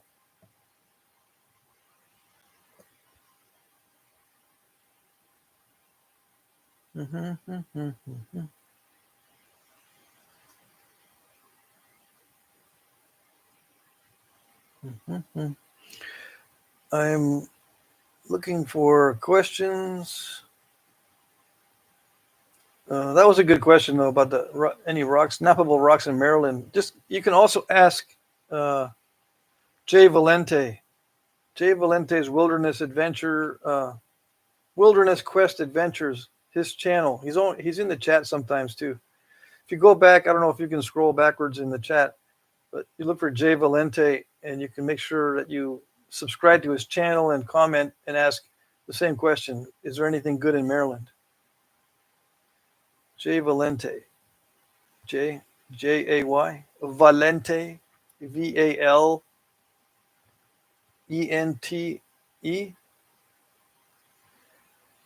Let's see. Jesse says, I don't do nearly as many overshots with pressure, but they happen at times too. Yes, they do. Ed Gould says, mourning doves around here go out and land on the ground in the evening or for whatever reason, and we used to go out and walk around them, and they could startle you just about as bad as the quail. Oh, yes. Fox 3, you're not looking hard enough. Hey, Pat. Hey, Chippers. Hey, Scott. Scott Lauer's in the house. We got 15 more minutes in the live stream.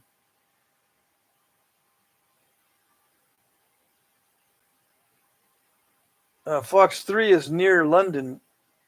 I'm not sure how far he is from you, Scott.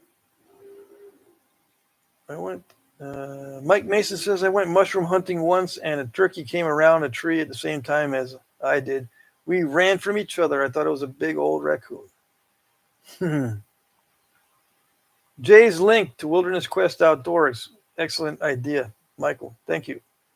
The Dino Dude says hi. Mike Tuff says, after the inner bark strands have dried, what width do you break them down to make them into cordage? Just 1/4 inch. Keith says, thanks, Pat. I'll look them up. Yep. See, Red Eyed Patriot just posted a link. I think that's what that was in our previous conversation. Keith, yes.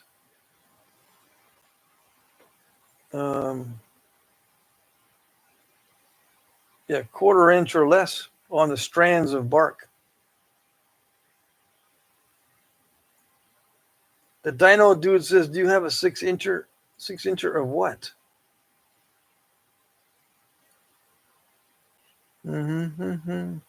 Let's see. Okay, talking about the link there. That's an interesting question. Can you click a link in the chat without leaving the chat? That'd be interesting to know. Scott Lowers from Reading, about 50 miles from London. Okay, so you're not that far from Fox 3.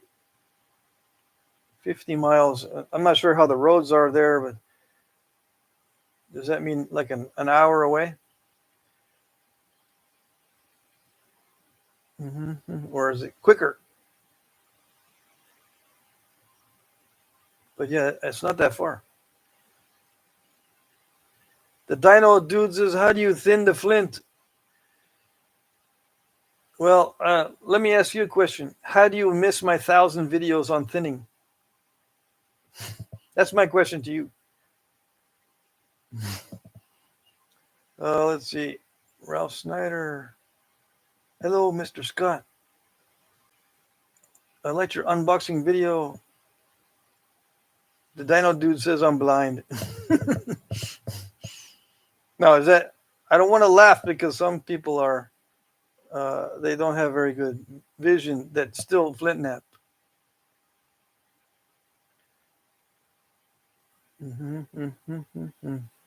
Yeah, I've got lots of videos on how to.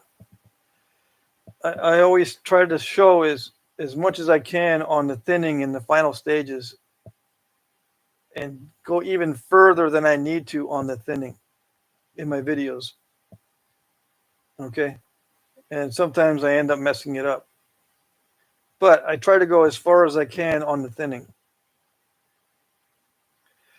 Tom Jonian or Jonian, hello from New Jersey. Recently got into Flintknapping. Thank you for all your videos and how to make your own tools. Still struggling on how to send out a spear tip using floor tile. Yeah, but spear tip, it depends on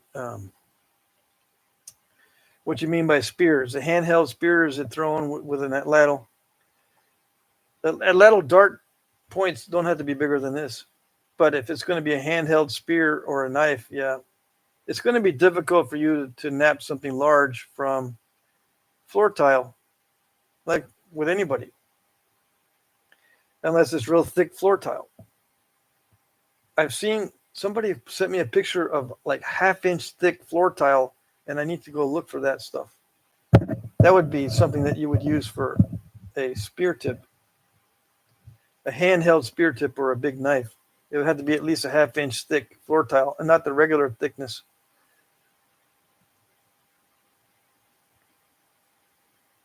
Tom Jonian, thin out. Yeah. You're not going to be able to get that thin without snapping it. Yeah. It's going to snap.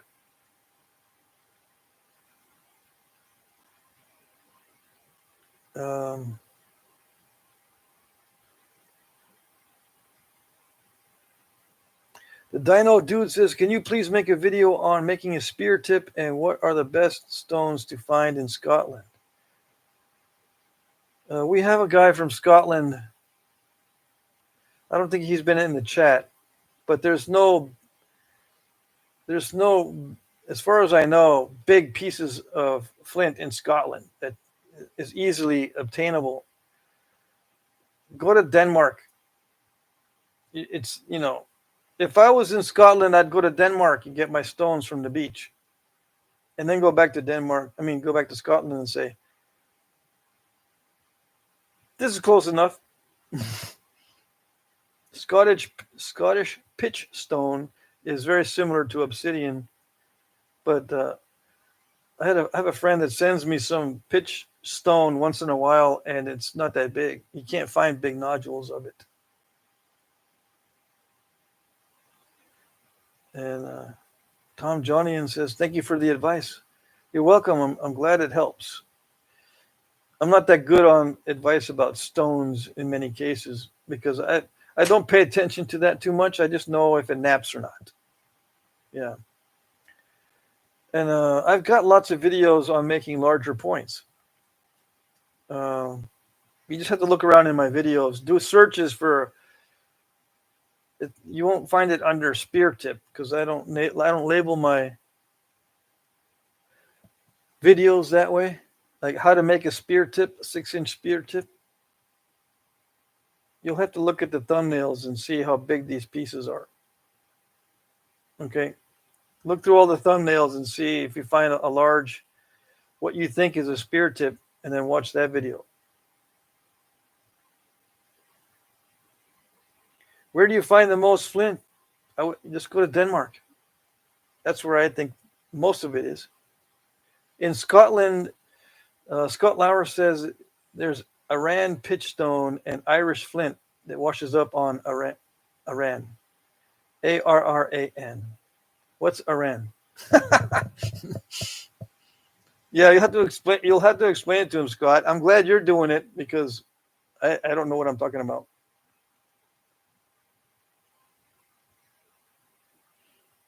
Keith says, Patrick, I have access to lots of toilet tanks being a maintenance man. Okay, you can nap small points out of toilet tanks and floor tile, but the big points you're going to need, it's best to have 1 inch thick anything if you want to make a large point. It has to be at least 1 inch thick to start with. Floor tile is not that thick, and neither is toilet tank. Mike Mason says, Dino, I usually look around creeks and streams and mud washouts and lake shores. Other potential is in root balls of fallen trees. Keith, John Stone naps pretty well. Yeah, but he's wanting large pieces.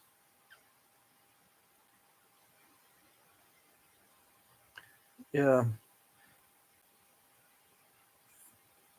I think there's there's rocks in England too. You just need to know where to look. I just don't know of any sources in Scotland.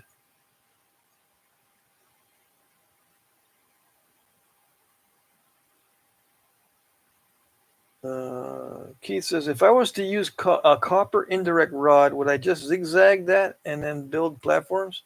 Yeah, pretty much. Jeremy says, you need a little pin light that way you can shine right through. I'm not blind yourself or anyone else. Yeah. I mean, you're talking about this little pin light for this stuff?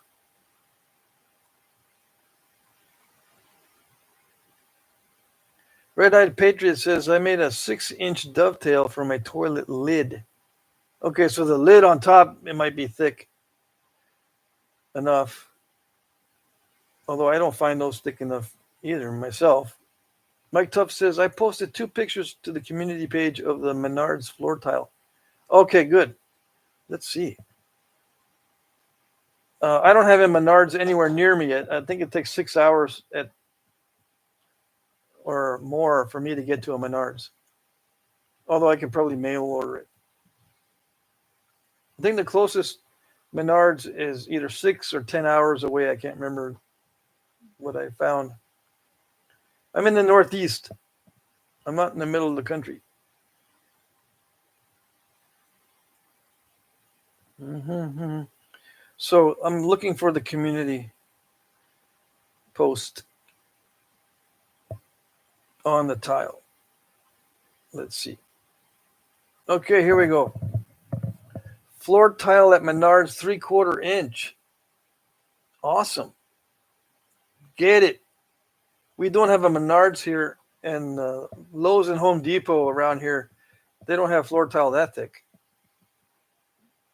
At least not the last time I checked. Buckskin NYB sent blonde colored KRF or Knife River Flint. Awesome. It's lighter in color. It looks almost gray.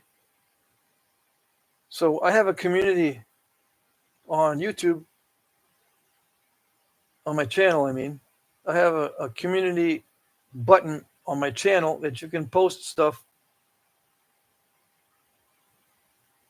like pictures and whatever. I can see myself. Yay! I can see my own live stream. Finally, now with these new phones, I can see my own live stream. All right, that's cool. So, anything else? I'm gonna end the live stream in about 4 minutes. Mm-hmm. Let's see. Let's see. Usually the toilet tank has the thickest and flattest for as far as a ceramic. Yeah, it is true. Tom Jonian says, in New Jersey, there is no flint, but near the Delaware Water Gap or North Jersey, you do find large pieces of chert due to glacier deposits. Well, that's good to know. The Dino Dude says, I went looking for flint today, but I couldn't find any at the creek because I don't know how to properly look. Just take a hammer with you and test all the rocks. You look with your hammer. Test all the rocks with a hammer. It can be a steel hammer that you get from a tool shed or toolbox. And yeah, you're going to ruin it, but hopefully the hammers are not expensive where you're at or where you live.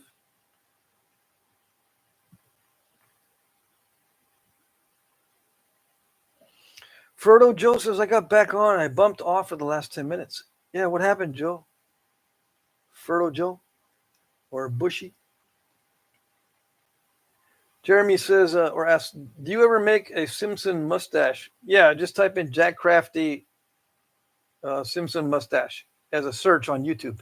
I think it'll come up. I've made two of them. Two of them, I think, in my videos. The Dino Dude says, how do I identify flint from regular rock? It breaks like glass, almost. It'll break similar to glass. That's how you know it's different. You've got to watch a lot of videos. If you still don't know exactly what flint looks like, you have to figure that out before you start flint knapping. Mike Tuff says, Patrick, are your copper rods 101 or 110? I don't know, actually. It's a good question, Mike. I could look it up real quick. It might not be fast. It may take me forever. Let's see, do I have my links in this particular phone? No, I don't have the links to the copper rods. I could try looking for them though here. Hold on.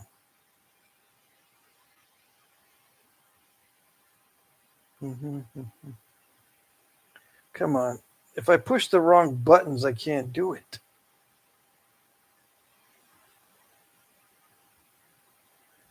Let's see. I'm going to do a search. Hold on. And see what material they are. If it gives me the material. There's tungsten copper. I don't think I buy those. I buy these here. Okay. I recognize these. Let's see if it gives me the specs. See, I buy these sometimes, these 5-piece solid copper round rod, but I don't know the specs on it. Hold on. Maybe it'll say in the description.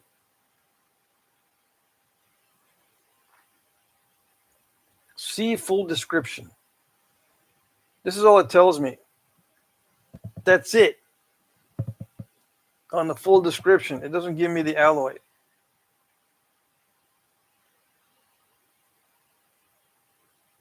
But that's where I buy them from. AC/DC wire and supply. 5 pieces for $35.95. 1/4 inch, 3/8, 1/2 inch, and 5/8. You're not gonna find the 5/16 in this batch, but you need 5/16 also.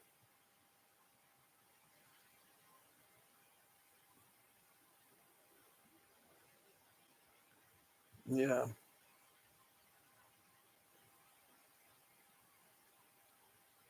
Mm-hmm.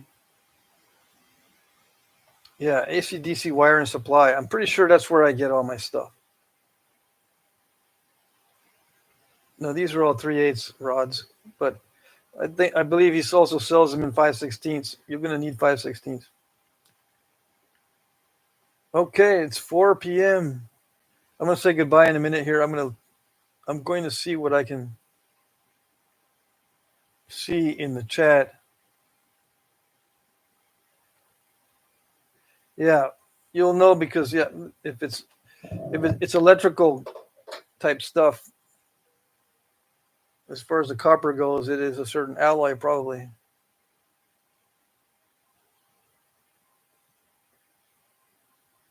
Yeah, just get the cheapest copper. Usually that's the softest and the best for knapping. The cheapest copper. Tom, Johnny, and what size steel rod do you use when you're making your floor tile point? 1/4 inch, but also 3/8. I use two sizes of steel, 3/8 inch diameter and 1/4 inch diameter. Ralph Snyder says, isn't conchoidal fractures part of a Hertzian cone? It's basically the same thing. A Hertzian cone is a conchoidal fracture, or it's the beginning of it. Keith Callahan says, thank you, Pat, and hope to see you. You're very welcome.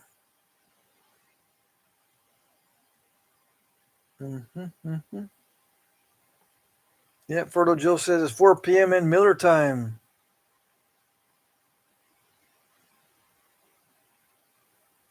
Let's see. Where's the community button? It says Ed Gould. You got to go to my channel. Like, let's see if I can show you.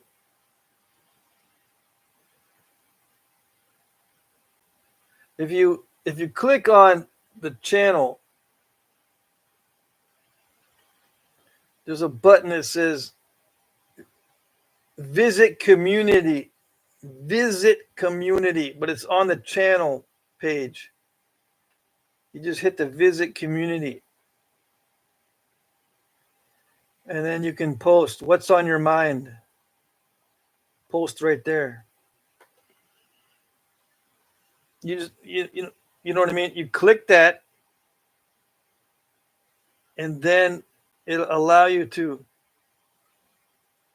type something, or if you click it again, I think it'll bring up an ability to post pictures or something. Okay, it's right here. These little symbols here. You can post a picture if you hit this symbol. And right now I haven't set up my phone on this one to upload pictures, but you just allow it. Okay. Alrighty. I hope that helps. I'll see you guys next time.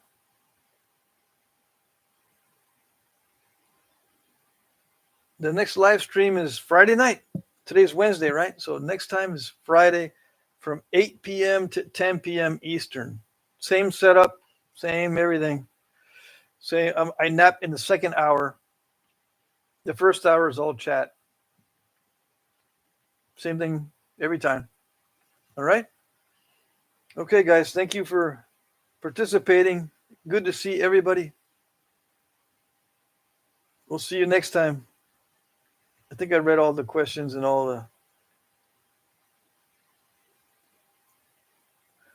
the stuff that was concerning the rods and everything. Okay. All right. We'll see you later, guys. Bye-bye.